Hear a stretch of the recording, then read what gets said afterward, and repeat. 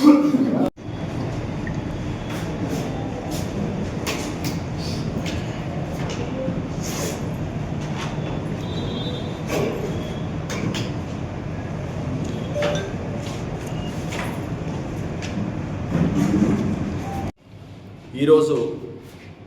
Bayya Anusha medical termination pregnancy act సంబంధించిన కేసులో మరో ముఖ్యమైన ముగ్గురు వ్యక్తుల్ని అదుపులోకి తీసుకోవడం జరిగింది. అందులో ముఖ్యంగా గోరంట్ల సంజీవ్, జూల జానయ్య అండ్ వీరబోయిన వేణు. ఈ వేణు అండ్ సంజీవ్ వీళ్ళిద్దరు కూడా హాస్పిటల్ మేనేజ్మెంట్కి సంబంధించిన వాళ్ళు. వీళ్ళు మన సంజీవిని హాస్పిటల్ సూర్యాపేటలో రన్ చేస్తుంటారు. ఇందులో జానయ్య ఆర్ఎంపీ డాక్టర్. ఇందులో ఇంతకుముందు ముగ్గురు వ్యక్తుల్ని ఈ కేసులో అరెస్ట్ చేసి వాళ్ళను రిమాండ్కు తరలించడం జరిగింది. ఇంకా ఒక ముగ్గురు వ్యక్తులు అబ్స్కాండింగ్లో ఉన్నారు. తర్వాత ఇప్పుడు ఒక కీలకమైన ముగ్గురు నిందితుల్ని మనం అదుపులోకి తీసుకోవడం జరిగింది. ఇది బయ్య అనుష, ఈమె రాఘవపూర్కు చెందిన మహిళ, మోతే మండలం.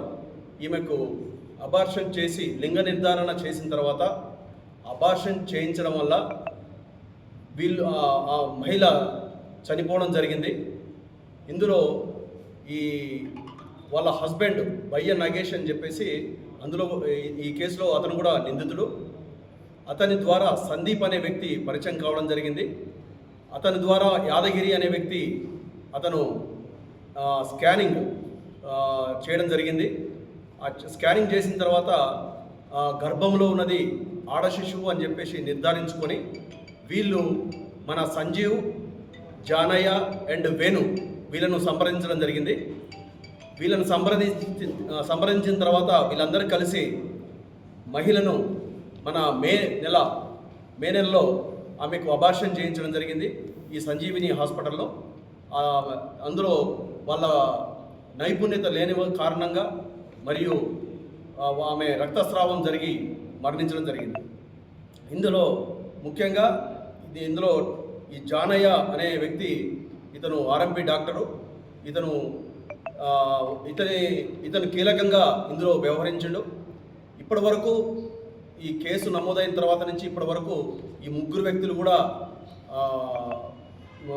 అబ్స్కాండింగ్లో ఉన్నారు. తర్వాత వీళ్ళను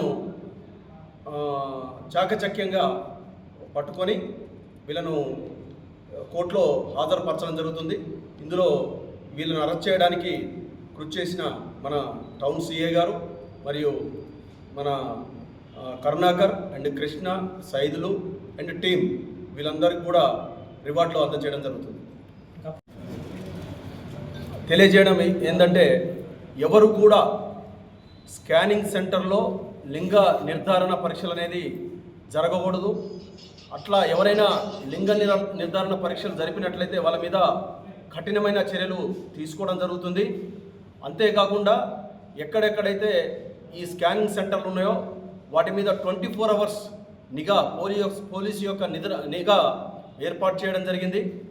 ఎవ్వరు కూడా చట్టానికి వ్యతిరేకంగా లింగ నిర్ధారణ పరీక్షలు జరిపితే వాళ్ళ మీద కఠినమైన చర్యలు తీసుకోవడం జరుగుతుంది. ఇప్పటికే చూసారు, కొత్త చట్టాలు బిఎన్ఎస్ వచ్చిన తర్వాత చట్టాలన్నీ చాలా కఠినంగా ఉన్నాయి. వీటికి బెయిల్ కూడా వీలు లేదు. కాబట్టి ఎవ్వరు కూడా ఈ అక్రమంగా స్కానింగ్ చేసి ఈ చట్టం పరిధిలోకి చట్టాన్ని తమ చేతిలోకి తీసుకోవద్దని చెప్పేసి కోరడం జరుగుతుంది. అంతేకాకుండా ఈ మధ్య కాలంలో మాకు తెలిసింది ఏంటంటే మూవబుల్ స్కానింగ్ అంటే పోర్టబుల్ స్కానింగ్ తోటి, అంటే ఒక చిన్న సూట్ కేసు బ్రీఫ్ కేసుల మాదిరిగా స్కానింగ్ పెట్టి ఎక్కడ పడితే అక్కడ, అంటే హాస్పిటల్కు సంబంధం లేని ప్లేస్లలో కూడా ఈ స్కానింగ్లు జరుగుతున్నట్టు మాకు నోటీస్కి రావడం జరిగింది. ఇంతకుముందు ఒక అలాంటి పోర్టబుల్ స్కానర్ను కూడా సీజ్ చేయడం జరిగింది. ఎవ్వరు కూడా దయచేసి అలాంటి స్కానర్స్ను ఉపయోగించకూడదు. ఎట్టి పరిస్థితుల్లో పర్మిషన్ లేని మూవబుల్ స్కానర్స్ వాడితే వాళ్ళ మీద కఠినమైన చర్యలు తీసుకోవడం జరుగుతుంది. కాబట్టి అలాంటి సమాచారం ఉంటే పోలీసుకు తెలియజేయాల్సిందిగా మీకు కోరుతున్నాం. అంతేకాకుండా చాలామంది ఈ